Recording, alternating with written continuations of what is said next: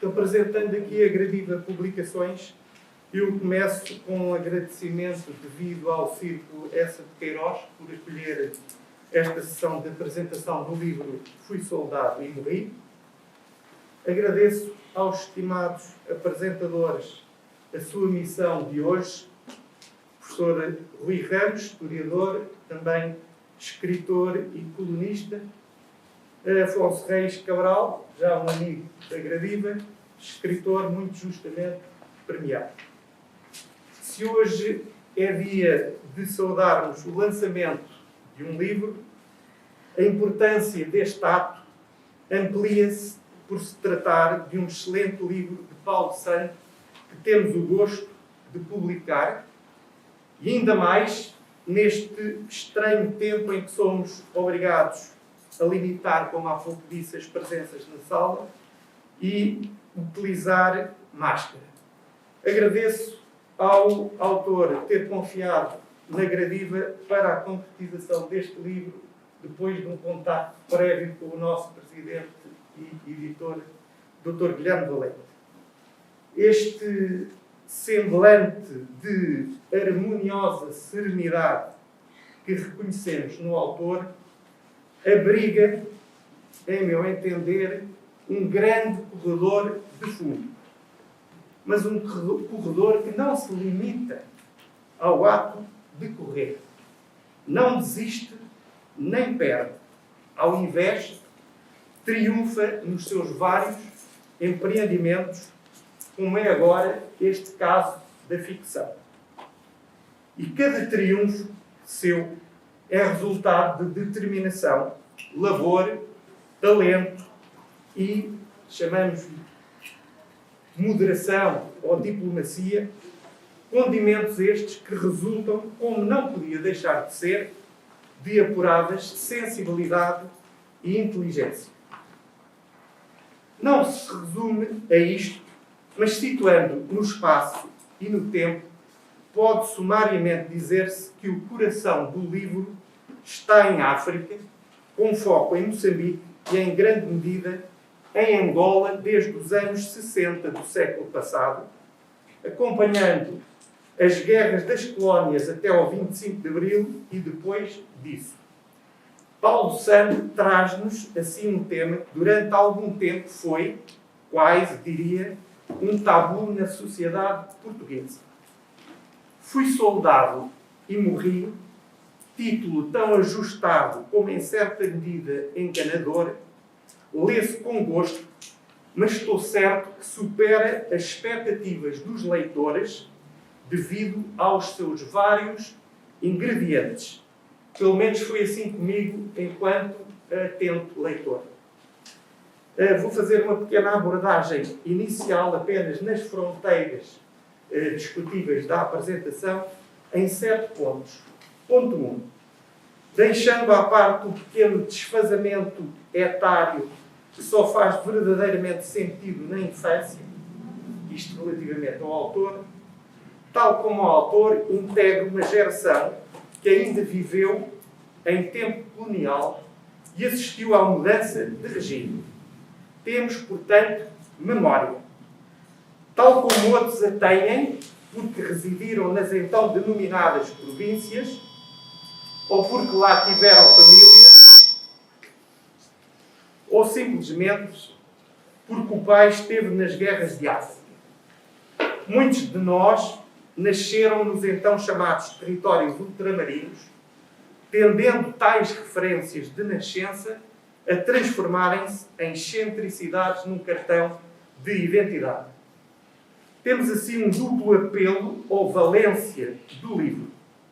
Por um lado, dirigir-se a todos os que têm essas memórias e, ao mesmo tempo, suscitar curiosidade nas novas gerações, para as quais muitos termos elementares ligados à África, e não só, profusamente presentes como tinha que ser num livro desta natureza, não são, para essas gerações, nem podem ser, de conhecimento intuitivo. Terão muitas dificuldade em saber, por exemplo, o que é capim, podendo eventualmente achar que, não se tratando de vegetação típica, será um shot exótico de um bar da moda. Ou, por exemplo, o termo muito utilizado de picada. Em vez de caminho ou pequena estrada de terra batida, podem considerar ser algum prato tropical da moda. Ou então uma referência que existe efetivamente no livro, à Maria Cardoso. Em vez de relacionarem com a rua onde se situava a polícia política, acharão que possa tratar-se de uma senhora que gostava muito de ler relatórios. 2. Um livro de ficção não tem de empreender análise crítica. Tem a subjacente uma enorme, quase ilimitada, margem de liberdade expositiva e criativa que naturalmente permite excessos.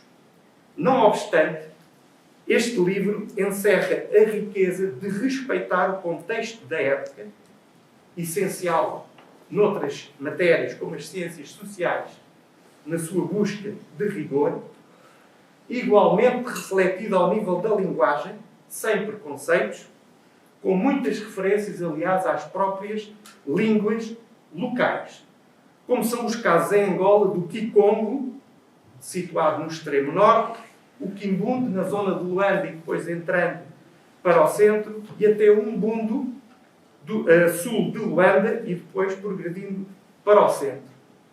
Inclui constantes referências históricas, socioculturais, antropológicas e etnológicas, também fortemente políticas e literárias, filosóficas.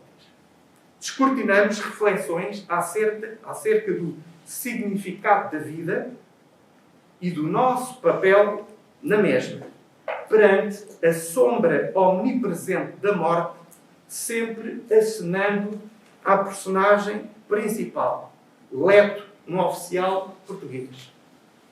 Oficial esse que acaba por manter uma posição de certa, e digo certa, ambivalência face ao antigo e ao novo regime após o 25 de abril de 1974, pela via de algum ceticismo face às mudanças reais, operadas ou não operadas.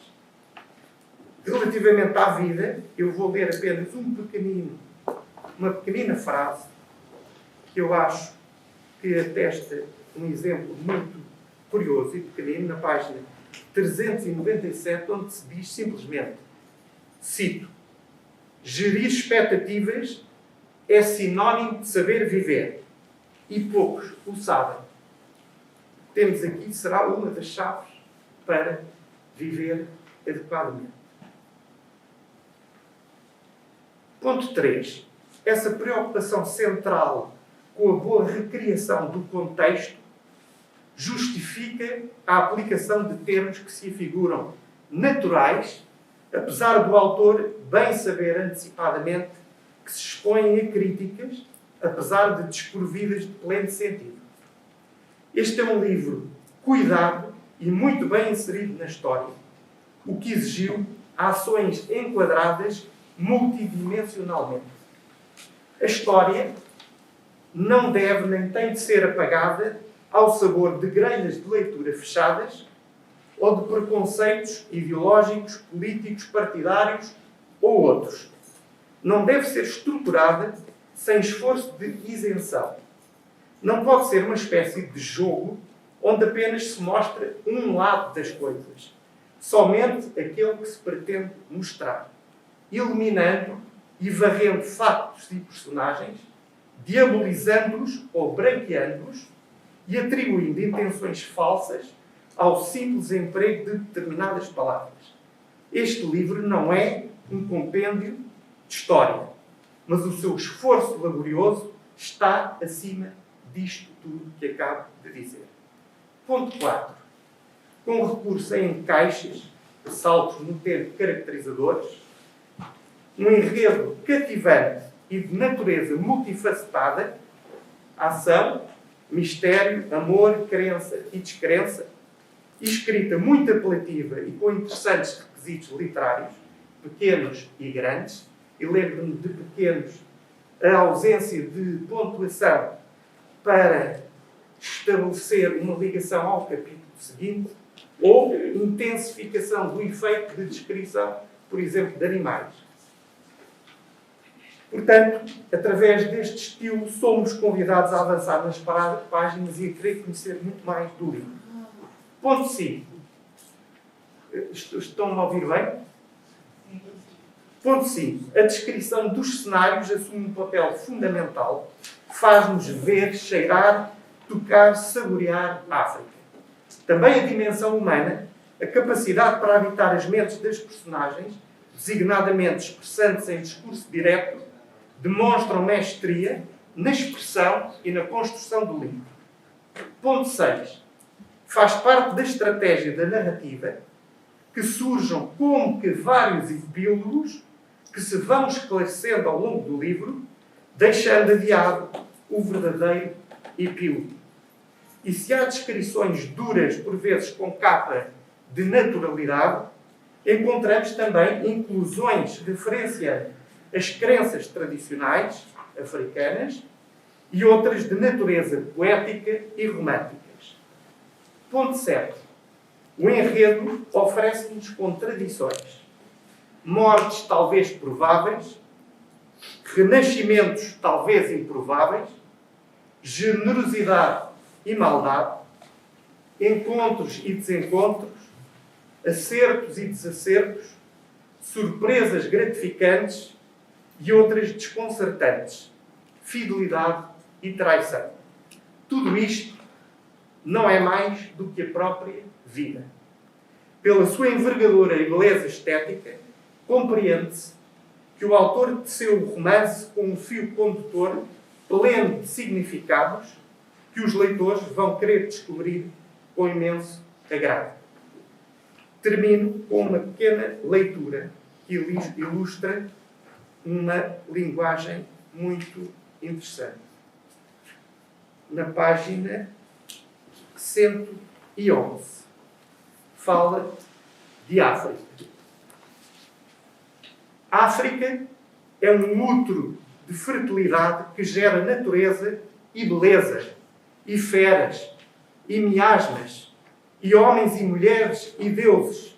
Mais do que o resto do mundo, África é um continente fêmeo, ubérrimo, gera árvores, montes, rios imensos, insetos perversos, morte, paludismo, elefantíase, doença do sono, povos diferentes em cada canto, gera beleza, fertilidade, abundância, e morte, e vida, e tudo. Caprichosamente gera. África é mulher. Digam a África, não digam a América, mas o continente americano. Pois América é masculino. Digam África doce, terrível, suave, bela de um viver sem pressas, sem necessidades. Todo o necessário e até o desnecessário, a natureza em África proporciona. Digam a África, não digam a Austrália, mas o continente australiano, pois a Austrália é masculina, dura, seca, viril. Digam a África, mãe generosa, impiedosa, bela e traiçoeira. Muito obrigado. Antes de mais, eu queria só agradecer ao Paulo. Eu estive no ano passado, lá num dos inícios do livro, quando o livro estava a começar a germinar na Gradiva, o livro já fosse muito anterior, e quando o Paulo me desafiou a apresentar, fiquei de facto muito contente e agradeço essa confiança. Queria também saudar o Rui Ramos.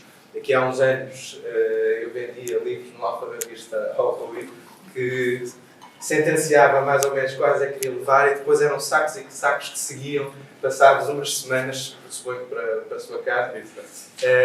E entretanto, passou-se algum tempo e agora todas as semanas me divirto muitíssimo com o seu podcast e aprendo também muito. Portanto, queria saudá-lo também, à Gradiva pela publicação e ao Ciclo Essa Pequenos. E queria pedir desculpa porque penso que é muito mais didático falar só que eu quero de facto dizer alguma coisa, não quero perder. e, portanto, preparei uma apresentação escrita. Vou tentar ler de maneira não muito monótona. Portanto, quando comecei a ler Fui Soldado e Morri, de Paulo Sante, não conhecia a terra angolana que bebe a chuva ainda antes de esta lhe tocar. Fica-se com a impressão de que a chuva parece sempre já ter chovido. Nem conhecia um certo tédio aparentado de desencanto que os soldados partilham nas messes. Havia em mim, pois, o distanciamento típico do leitor quando primeiro pega em algo que lhe é estranho. Cabe ao escritor estreitá-lo, mostrar-lhe a proximidade de que só a literatura é capaz.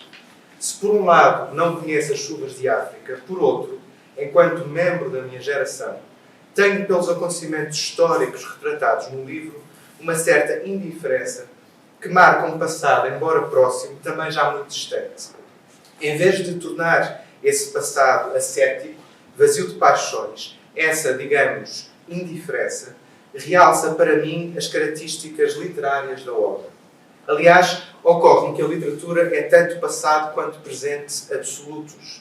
Na escrita, tudo morre e tudo vive no mesmo gesto. Gostava assim de deixar a análise histórica a corrermos, como estou certo de que o fará, e realçar alguns aspectos literários de que gostei especialmente. Como alguém que também escreve, tento a cada leitura encontrar os fios com que se cose a escrita. Diz Paulo Sante que o primeiro tiro, como o último, se perdeu no capim. Este tiro perdido é o espelho acabado de Leto Silva, cuja vida seguimos neste romance. Na obra, de certa forma, uma vida significa um dia, da madrugada à noite, de Mbangala a Ufukupé. Espero que não esteja muito longe do que é suposto. Conhecemos a vida através da madrugada à noite, conhecemos a vida adulta de Leto Silva. Embora o narrador se tente afastar de qualquer perspectiva, recorrendo o autor para isso a múltiplas vozes na primeira pessoa, qual cacofonia, contudo harmoniosa, passando por Luís Manuel e Diolinda, é a perspectiva de Leto que conta. A alma ou a sombra, que Paulo Sante dá a entender na parte intitulada O Silelimba, isto é, tarde, são de Leto. No romance, joga-se a alma de Leto, que tantas vezes pende para o lado da sombra. No início encontramo-lo desencantado, e no fim, desencantado o encontramos. Num interno adiar realçado pelo pai, que o quer casado antes de morrer, numa contínua fuga para a frente, que o leva por Angola, Goa, Portugal, África do Sul, etc. Neste sentido, as sombras constantes de Leto são a luz ideal para que os acontecimentos históricos se desencadeiem. Embora Leto tenha consistência como personagem, por exemplo, é perante ele que as restantes personagens se definem, em particular Diolinda e Vasco de Sousa, o amigo escritor. Apesar de Leto ser consistente como personagem, dizia, o autor serve-se dele como caleidoscópio para os acontecimentos históricos, em particular os que se antecedem e sucedem ao 25 de Abril. Mas, curiosamente, nesse particular, Leto nunca é agente ativo. As coisas acontecem, ele nunca acontece às coisas. E isto, na minha perspectiva, põe-no na categoria dos heróis picarescos que têm boa tradição na cultura ocidental. E é, aliás, com personagens como Lazarino de Tormes que os escritores conseguem realçar o ar dos tempos. Por outras palavras, conseguem entrelaçar facto e ficção. Leto só parece agente ativo como malfadado mercenário sul-africano. Mas aí o elan da narrativa literária sobrepõe facto a ficção.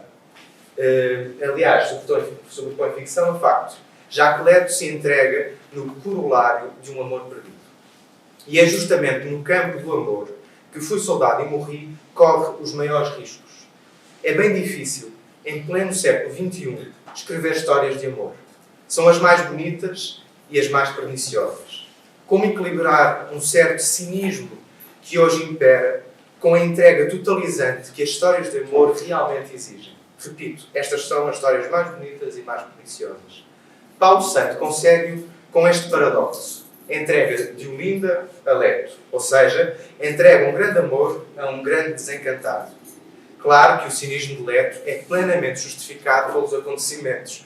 Não digo mais para não ser spoiler. Ainda assim, há na obra momentos de bela ingenuidade, de entrega total e antiga, a fazer ecos de outras literaturas já não possíveis. E isso, como leitor, é bom de ler. Queremos conservar Leto nesses momentos, embora saibamos que não lemos algo idílico ou delicadoce. Apesar da vontade, sabemos que o mundo se impõe, a Leto e a de Olinda, que os reveses cedo sucedem e que a entrega se pode desprender.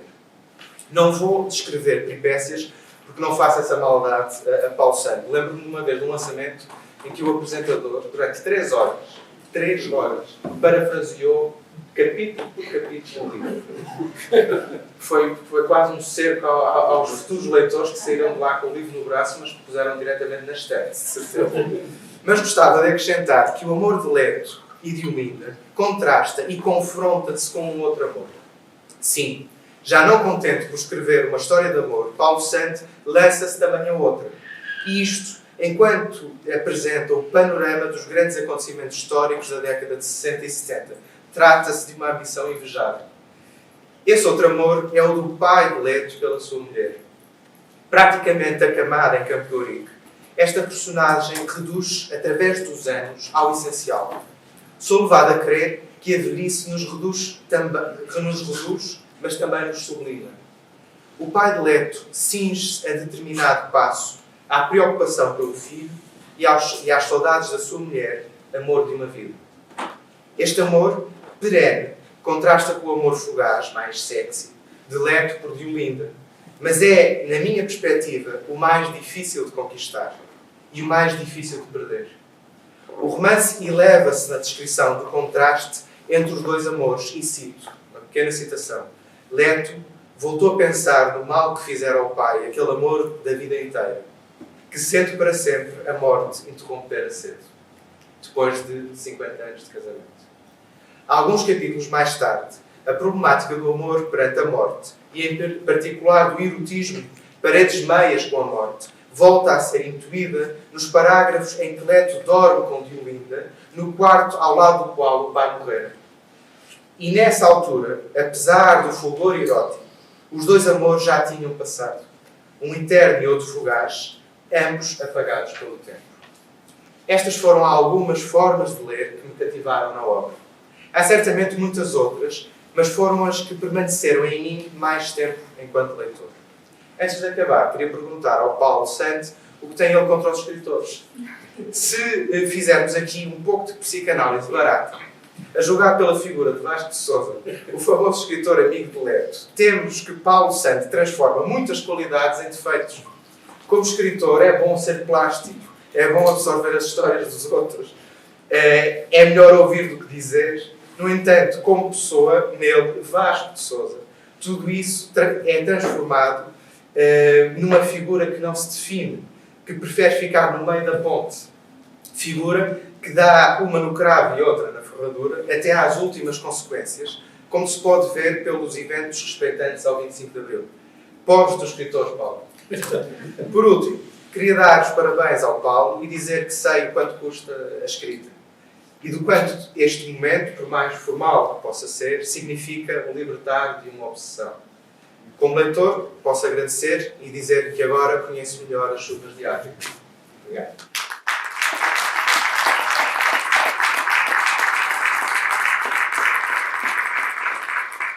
Boa tarde a todos.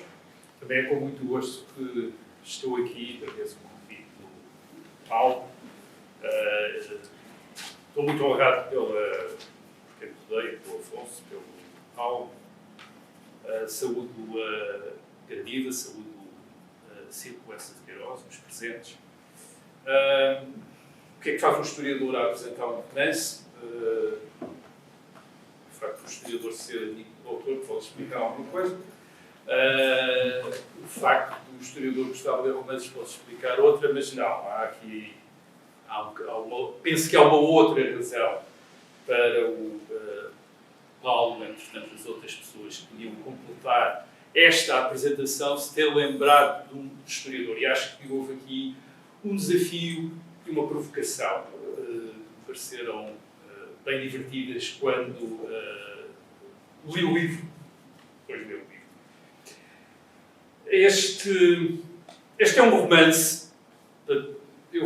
Eu agora vou abordá-lo deste ponto de vista estranho do historiador que lê romances, mas queria salientar, o Afonso já o fez, mas queria salientar que é um romance. Eu até diria que é um romance muito clássico, apesar de alguns toques modernos na escrita. É uma ficção quase oitocentista, isto é, muito século XIX, muito o grande século dos romances. Portanto, isto para mim, quando eu digo oitocentista, não é um... É do tempo em que os romancistas não tinham vergonha de contar histórias. Portanto, isto é um romance que tem uma história para contar. Tem personagens que aparecem, que desaparecem, que reaparecem, como nos romances, naqueles grandes romances do século XIX. Tem acontecimentos, tem surpresas, tem acasos, algumas coisas que nós já estávamos a ver que ia acontecer, outras que não estávamos à espera e que acontecem. E isso tudo faz virar as páginas. Pelo menos que a pessoa queira, pelo menos que a pessoa menos vontade tenha, mas faz virar as páginas. Como nos romances clássicos.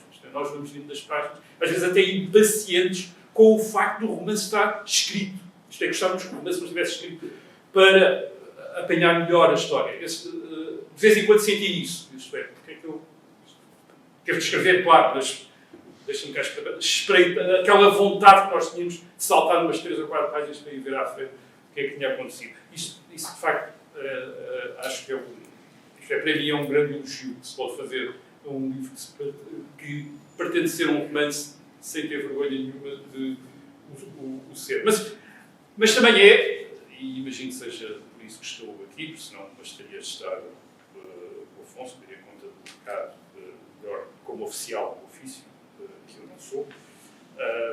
Enfim, que eu não sou, não pretendo ser, talvez alguém me possa ser, das vezes penso que não. Mas é também um livro de história. É também um livro de história, disse eu. É também um livro de história. E com isso não estou a dizer que não é uma ficção. É uma ficção. Mas é uma ficção que tem um enquadramento histórico muito preciso.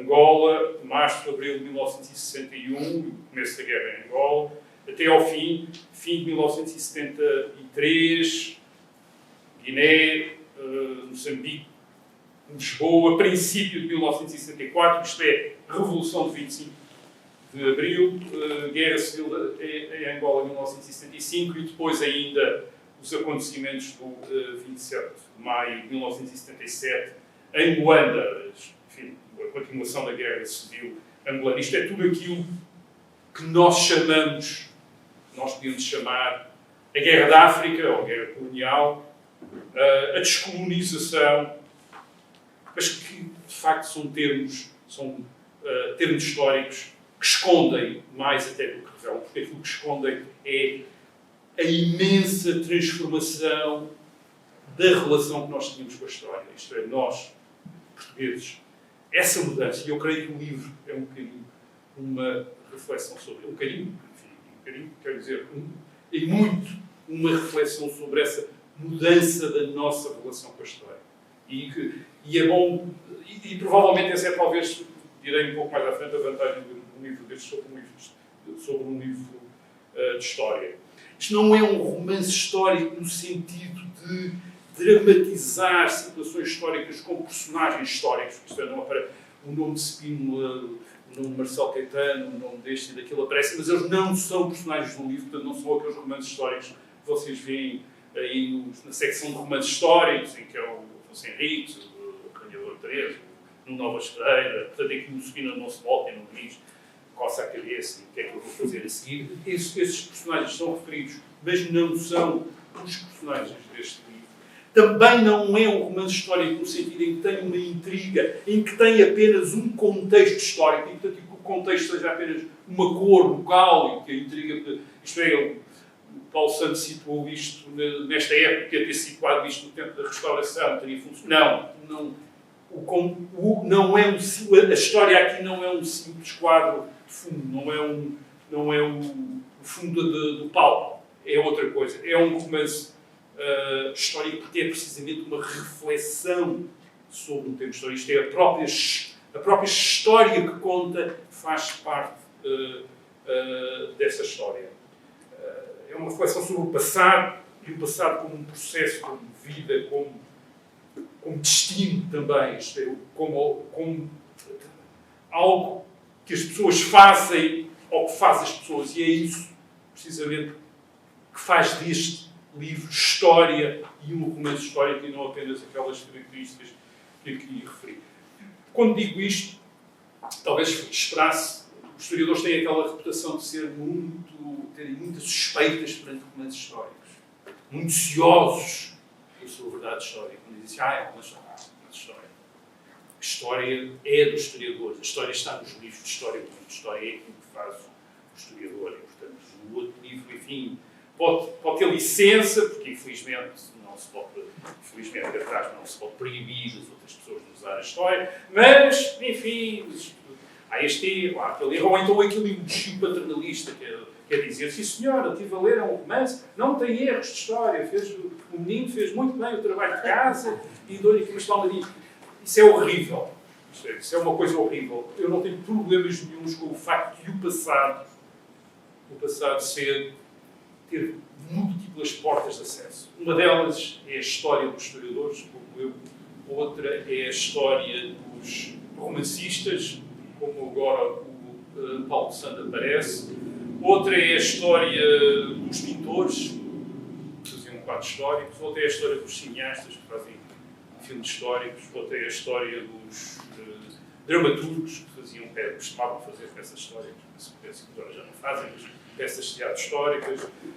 Outra é a história dos que faziam gravuras e desenhos que ilustravam os livros de história. Eu estou a dizer a história deles, por vezes, de um livro de história, aquilo que fica na nossa memória são as gravuras.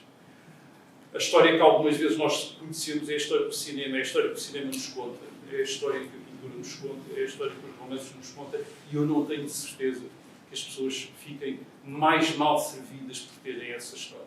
Essa história, às vezes, é uma história forte, é a melhor história. Quer dizer, e às vezes aquilo que os historiadores contam nos seus livros não é a história mais interessante. Aliás, aqui no romance, eu não deixei de reparar, não sei se o Paulo estava à espera que eu não reparasse, mas eu reparei, uma pequena provocação aos historiadores como eu, quando são feitas muitas referências aos relatórios que os vários personagens militares têm de escrever em Angola e enviar. Relatórios em que eles não dizem o que se passa porque não têm paciência para dizer o que se passa, ou porque acham que não vale a pena, ou relatórios que eles escrevem e que ninguém lê. E eu estava a pensar em dizer assim, pois mas é com esses relatórios que eu faço a história. Com esses relatórios em que eles não dizem o que se passa, e com esses relatórios em que ninguém leu e, portanto, não tiveram tanto impacto como isso, é isso que os historiadores têm de fazer história. Isso, aliás, indica imediatamente a limitação dos historiadores. Isto é, quando nós não podemos nem entrar com cheiros, nem com cores, e temos de ir ali toda aquela... digamos, limitar a nossa imaginação por toda aquela documentação em que, por vezes, ingenuamente acreditamos. É bom não acreditar nessa documentação, e o Paulo faz aqui um serviço interessante, isto é, de chamar a atenção para que toda aquela papelada que está nos arquivos não é a história. São elementos para fazer a história. Mas há muita outra coisa, incluindo as memórias, as tradições, que é preciso. E depois, claro, há sempre um exemplo que eu dou, já devo ter dado, não sei se espero que ninguém tenha estado aqui na apresentação que eu fiz de outros romances históricos, já não é a primeira vez que o faço, mas tenho de fazer essa referência outra vez, faço sempre, quer dizer, e farei sempre. Portanto, preparem-se de alguém que alguma vez caia, tenha o azar, apanhado outra vez a apresentar um livro que queira não ouvir falar. Eu lembro-me sempre de um dos melhores romances históricos que alguma vez li, o do Stephen Crane, Red Badge of Courage, de 1895. é sem dúvida o melhor romance alguma vez escrito sobre a Guerra Civil Americana. Eu diria mais, é sem dúvida o melhor romance alguma vez escrito sobre guerra. É aquele onde nós temos mais a sensação do que é ser soldado, do que é combater, do que é só a imagem que aquilo começa com a descrição de um grande exército perto de uma grande floresta americana é uma imagem fantástica. E vocês podem dizer, bem, este Stephen Crane era espantoso, quer dizer, deve ter vivido imenso. O Stephen Crane, em 1895, quando escreveu quando publicou o romance, tinha 24 anos. Portanto, tinha nascido depois da Guerra Civil Americana, nunca tinha tido a mais pequena experiência de combate. Era um literato, era um jovem literato de Nova Iorque. Isto mostra o poder gigantesco da imaginação. Eu diria mesmo a alguém que agora aqui me perguntasse o que é que eu posso ler para perceber o que foi a Guerra Civil Americana, entre aqueles livros, excelentes livros de John Keegan, do Sheldon Cooke, outros grandes historiadores, e este pequeno livro do Red Badge of Courage, do Stephen Crane, não teria dúvida nenhuma em recomendar o Stephen Crane, dizer, leia isto. Isto é a melhor maneira de perceber um indivíduo que tinha 24 anos, nasceu em 1871, a Guerra Civil Americana tinha acabado em 1865, portanto não há a mais pequena dúvida de que ele não viveu nada daquilo, nem experimentou nada daquilo. Agora eu consigo imaginar aquilo que aqueles que lá estiveram no conselho imaginar e transmitir-nos aquilo que aqueles lá estiveram e que aqueles que viram a documentação não nos conseguiram passar. Por isso, quando eu agarro neste livro histórico, não vou perguntar ao Paulo Santo onde é que esteve, de onde é que veio, onde é que combateu, onde é que não combateu. Não, isto é um exercício de imaginação e tem todo o direito de ser um exercício de imaginação. A imaginação leva-nos muito longe. E com isso, e leva-nos, creio eu, e levou o Paulo Santo a colocar aqui uma coisa que eu senti profundamente. Li, obviamente, um bocadinho diferente do Afonso, aí talvez também haja as nossas gerações e a experiência também do historiador. Eu diria que há um grande tema neste romance que me tocou e tocou-me pessoalmente, e esse grande tema é a traição. Acho que este é um grande livro sobre a traição. É a traição a todos os seus níveis. Traição pessoal, o adultério, a traição política, isto é, aquela pessoa, o espião, aquele que não parecia, que não era quem parecia, mas também uma coisa mais forte, que eu creio que quem estudou a época ou viveu a época passou por isso.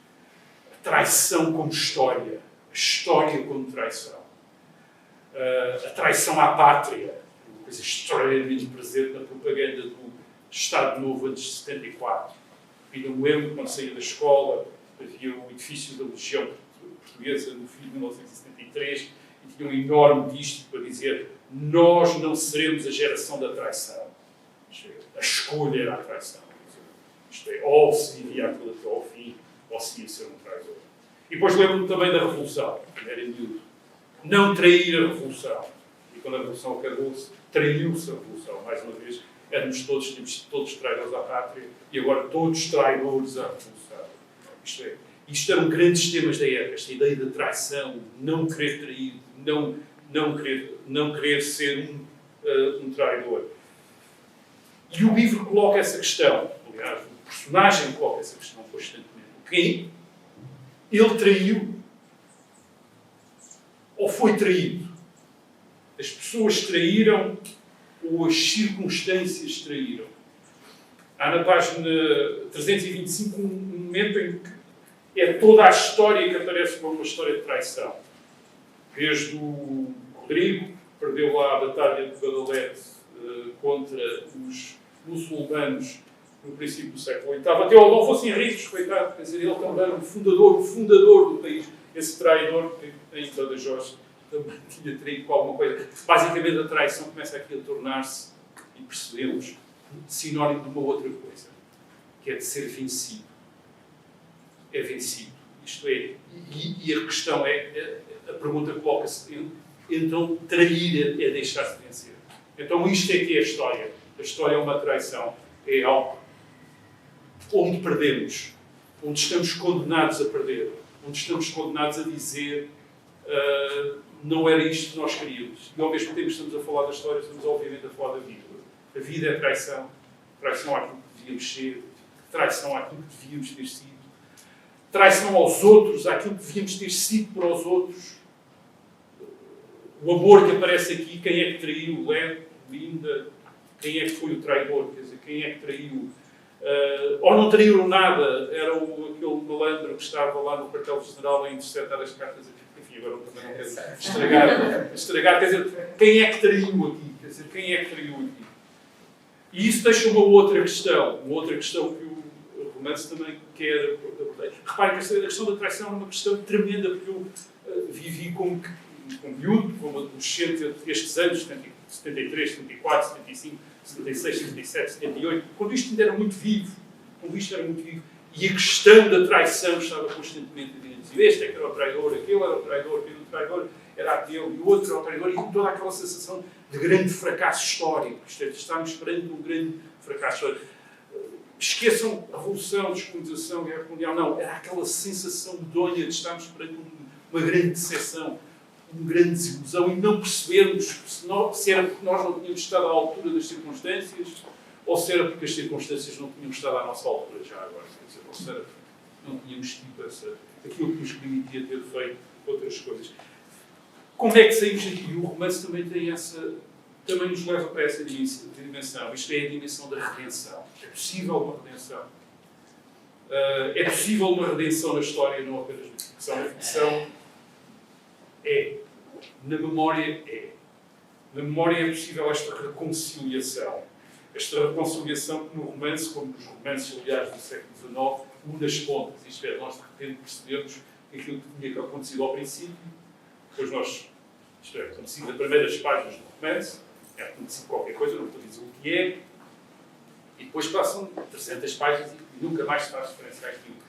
E depois chega-se a uma determinada página e percebe-se que tudo tem a ver com aquilo e o romance acaba unindo essas pontas. Isto é, o fim e o princípio, de repente, fazem um nó e juntam. E esse nó é um nó de reconciliação. É um nó de encontro. É um nó de um encontro trágico, historicamente triste, é um encontro de fim, é um encontro de morte, mas é um encontro de esperança também, isto é, da esperança de ultrapassar estas circunstâncias que nos traíram e todas estas pessoas que nos traíram, quando alguém tenta, contra tudo, contra a probabilidade, provavelmente, contra aquilo que fez, contra aquilo em que se tornou, tenta reconciliar-se. Isto é, tenta reconciliar-se, tenta estender uma mão outra vez e transportar.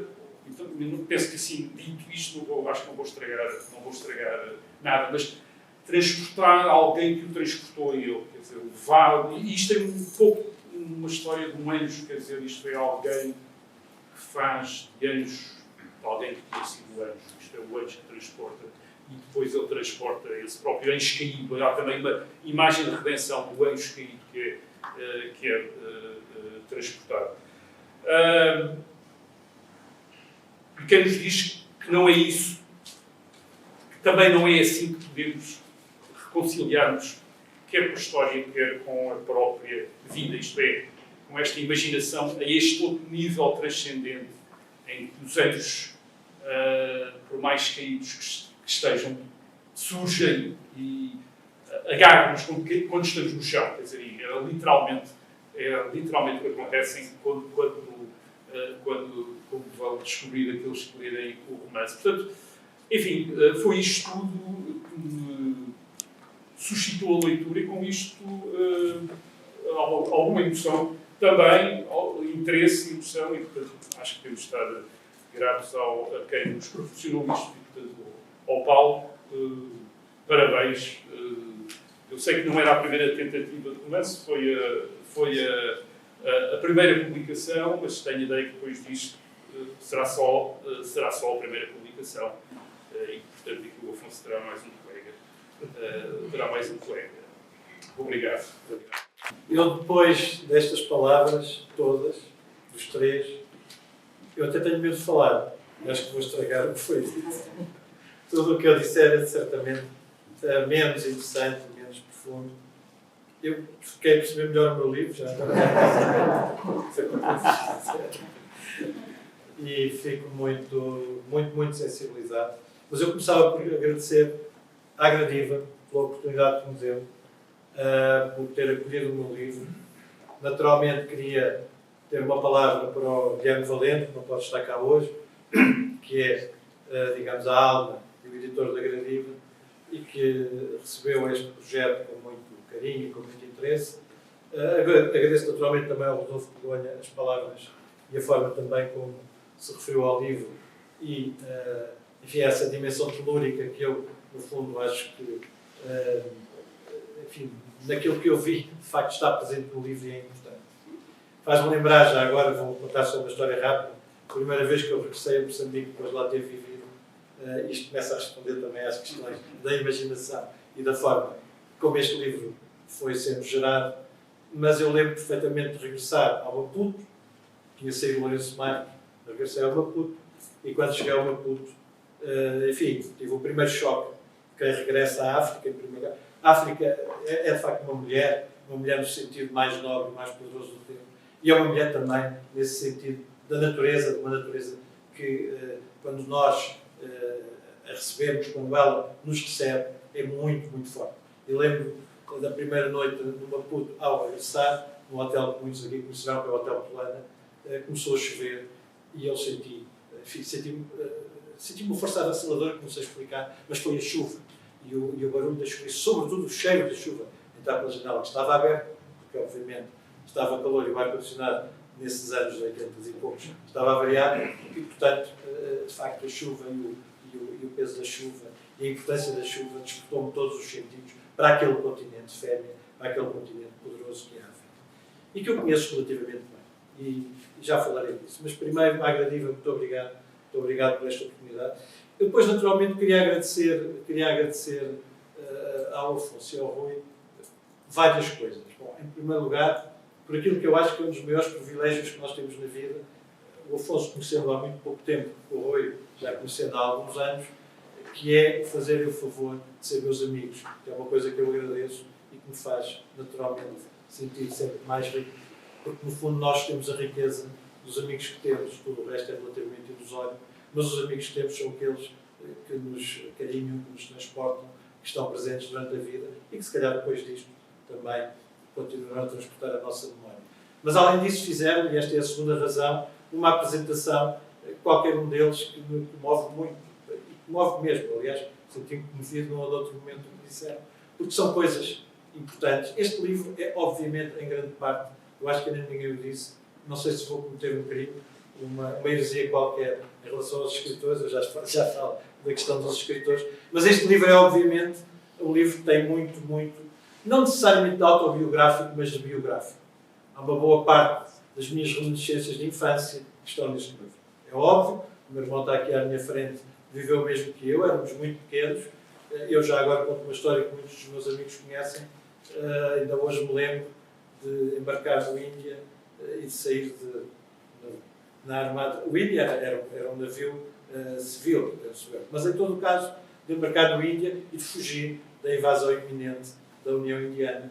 Isto foi Portugal há não assim tantos anos, porque apesar de tudo, ainda há muita gente viva, como eu, como mais gente, mas a verdade é que isto é uma realidade. Portugal foi isso, Portugal viveu isso, nós vivemos isso. Isto tem um bocadinho a ver com uma coisa que o Rui disse, que eu também já falarei a seguir, que é, no fundo, aquilo que eu acho que é importante, que é resgatarmos a memória da nossa história.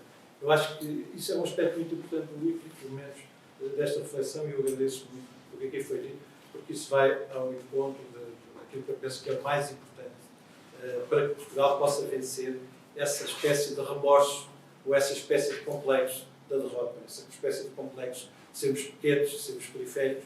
Eu julgo que é muito importante recuperar essa memória para percebermos também o que somos e não termos vergonha, assumindo os erros que fizemos, as coisas que foram más, mas também falando das coisas que foram boas e foram tantas. Eu queria, em terceiro lugar, agradecer ao Rui e ao Afonso Bem, terem a pachorra de ter vindo hoje aqui, num tempo de Covid-19, em que as coisas são tão difíceis, e é tão difícil, no fundo, nós enfrentarmos este novo medo, no fundo, também condiciona as nossas vidas. Aliás, para o mundo inteiro, de uma certa forma. Eu acho que é importante e agradeço muito a disponibilidade deles. E já falarei de 2 ou 3 coisas que disseram. Depois queria agradecer à minha família, que está aqui deste lado, os meus filhos, a minha mulher, o meu irmão e a minha cunhada, e que são uma boa inspiração, uma inspiração importante para o meu livro, porque o meu irmão viveu boa parte destas reminiscências que eu aqui refiro. Os meus filhos são a inspiração que também me fez escrever este livro. A minha mulher obrigou-me a escrever este livro, entre aspas. Disse, tens que escrever, que ele é muito giro, não é nada. É um grande frente. E pronto, eu escrevi o livro e, portanto, estou muito agradecido a todos e, obviamente, por serem quem são e por serem parte da minha vida, por serem uma parte tão importante da minha vida. Finalmente, queria agradecer a todos, começando pela terceira razão, porque agradeci ao Rui e ao Afonso, que é por estarem aqui numa tarde. Eu sei que isto é, ainda por cima, com as vidas que hoje temos, tão difíceis entre o confinamento e o desconfinamento, não sabemos bem onde estão. Queria agradecer muito a todos que estão aqui e dizer uma coisa que é rigorosamente verdade. Esta apresentação esteve para não acontecer. Podia ter, inclusive ainda a semana passada, hesitámos, porque de facto, hoje em dia, juntar 40, 50 pessoas numa sala, nesta situação, apesar das cautelas que tivemos, etc., é sempre alguma coisa que devemos evitar. Resolvemos, de facto, não passar deste número das pessoas que estão aqui, e cada um de vocês foi, perdoem-me dizer isto com alguma, não sei se é modéstia, ou falta de pejo, ou falta de vergonha, mas foi escolhida a dedo, no sentido em que eu vos convidei, cada um dos que está aqui, porque quis convidar cada um dos que está aqui. Não foi nenhum convite geral, não foi nenhuma mailing list, foi um convite a cada uma das pessoas que estão aqui, por razões. Eu acho que cada um saberá. Uns são amigos antigos, não há aqui nenhum amigo velho, são amigos antigos. Aliás, os amigos nunca são velhos, não é? São antigos. Outros são muito recentes, mas também são importantes na minha vida e são pessoas que eu admiro, em particular os mais recentes, já agora alguns saberão quem são, mas admiro muito as pessoas que são, pela personalidade que têm, pela forma como interagimos. Isso é o mais importante.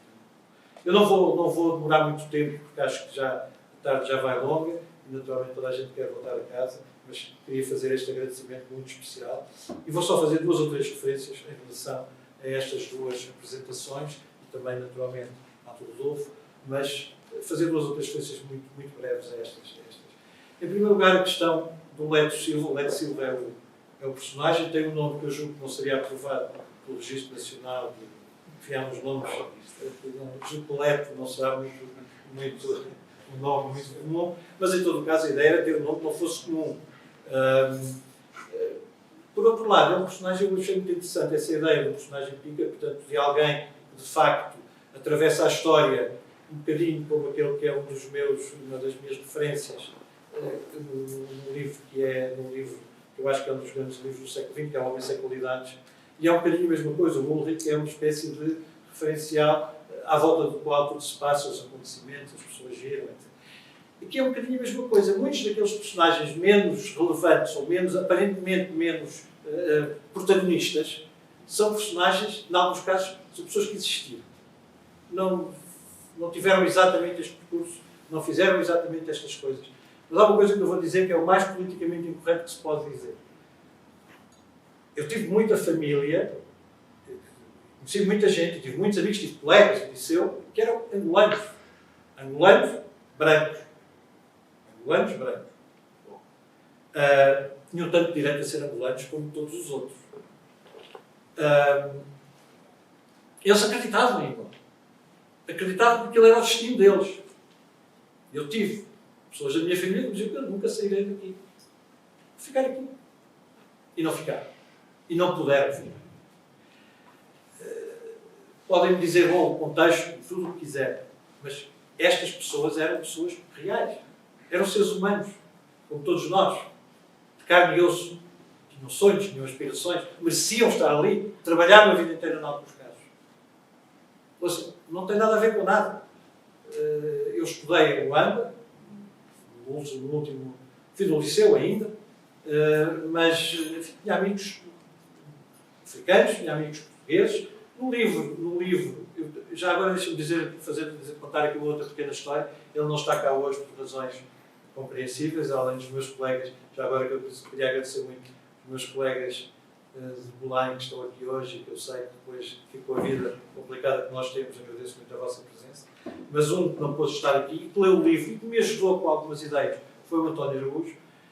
E eu perguntei ao António Araújo, bom, ao falar dos africanos, como é que eu os trato? Trato-os por pretos ou trato-os por negros? Bom, na altura eles eram os pretos. E eles próprios diziam que eram pretos. Não tem problema nenhum. Isto não tem nada a ver, na minha opinião, com o racismo. Eu acho que é bom encarar esta realidade e olharmos para aquilo que é a nossa história. E as pessoas que lá viveram são pessoas normais. E eram pessoas normais. Tinham sonhos, tinham aspirações. E que foram interrompidos como pessoas normais. E não como monstros. Eu acho que no livro não se esconde nada. Eu tentei não esconder nada. Tudo o que fizemos de mal está aqui. Tudo não. Mas, enfim, algumas referências, alguma ilustração. E o Leite Silva é um bocadinho o catalisador de todos esses momentos e dessas pessoas e dos sonhos dessas pessoas. Bom, depois é verdade que há um escritor, mas ele é muito bom escritor. Mas ele não queria contar muito, mas que, enfim, no fundo faz um bocadinho isto, é um bocadinho o símbolo disto que o Rui disse, alargando muito, eu também gostava de falar disso, que é a questão da traição. Mas a traição faz parte da vida e às vezes é quase um desfastilho. Há muita gente que se deixa ir e quando chega lá já não percebeu o que lhe aconteceu e já está completamente enredado nessa questão. Enfim, a vida também muitas vezes conduz por caminhos e nós deixamos-nos conduzir. Isso também tem um bocadinho a ver com outras questões, mas eu não vou falar delas porque vos ia passar. Queria só então falar sobre esta questão de eles traíram ou foram traídos. De facto, o livro é muito um momento em que Portugal, mais uma vez, ao longo de uma história tão longa, se encontra face a si próprio e ao seu destino. E a forma como isso se resolveu ou deixou de resolver também está ali. Eu não faço nenhum juízo histórico. O 25 de Abril é um momento, enfim, não tenho, obviamente, nem nunca terei a capacidade do Rui de analisar os momentos históricos tal qual, portanto, limitei-me a falar dele como veículo para a história, mas para todos os efeitos aconteceu, isso é verdade que aconteceu, como aconteceu aquilo que eu também relato em Angola nos anos a seguir e que, aliás, foi objeto de uma reportagem muito recentemente sobre os portugueses que ficaram em África. Enfim, são realidades históricas e é isso um bocadinho que aqui está. Tudo o resto são as coisas, e enfim, eu também já agora queria essa ideia de que este é um romance do século XIX. Um bocado de verdade que eu tentei escrever um livro que pudesse ser lido, confesso, quer dizer, eu disse, vou escrever uma coisa que as pessoas leiam, gostem de ler, tenham prazer em ler. E que não caiam. Caia. Mas, e portanto, eu fico muito agradecido, agradeço muito as referências que aqui foram feitas, que também, no fundo, em grande parte, são devidas à amizade e à simpatia que têm por mim, mas queria, sobretudo, desejar-vos que, lendo o livro, tirem prazer dele, porque é esse o objetivo principal, é terem prazer dele. As reflexões são as reflexões normais. Eu repito, a nossa vida, a minha vida, tem muitas das conhecências da minha vida estão aqui plasmadas, são coisas, não é nenhum ajuste de contas com nada, é apenas lembrar que isto aconteceu. Pessoas assim, que viveram assim, tiveram, e depois há momentos que são momentos que eu não consigo imaginar se não é imaginação. Eu sei que isto parece um bocadinho redundante e é, mas a verdade é esta. Aqueles momentos que eu aqui imagino, apesar de tudo o que eu li sobre eles, não podem ser senão imaginação, porque foram momentos que verdadeiramente mudaram o mundo. Eu acho que nós agora percebemos melhor isso do que nunca, porque estamos a viver um momento que não imaginávamos possível há um ano. E quem há um ano escrevesse sobre uma sala cheia de pessoas ilustres, de pessoas com a natureza desta sala, que tem bastantes mulheres, também é importante já agora. Isto é outras preocupações que eu agora tenho sempre. Mas está toda a gente de máscara. Se alguém filmasse isto sem palavras, diriam, bom, isto é isto é o quê? Isto é ficção científica. Não é ficção científica e estas coisas acontecem. Muitas destas coisas, ou pior, aconteceram a essa gente, que são os nossos pais, os nossos avós, viveram esses momentos. Eu acho que é bom de vez em quando recordar isso. A Guerra do Ultramar, desculpem dizer isto assim, é verdadeiramente um momento que nós nos temos que confrontar e que temos que recordar. Para o bem, para o mal e evitar aquilo que hoje eu acho que é uma das guerras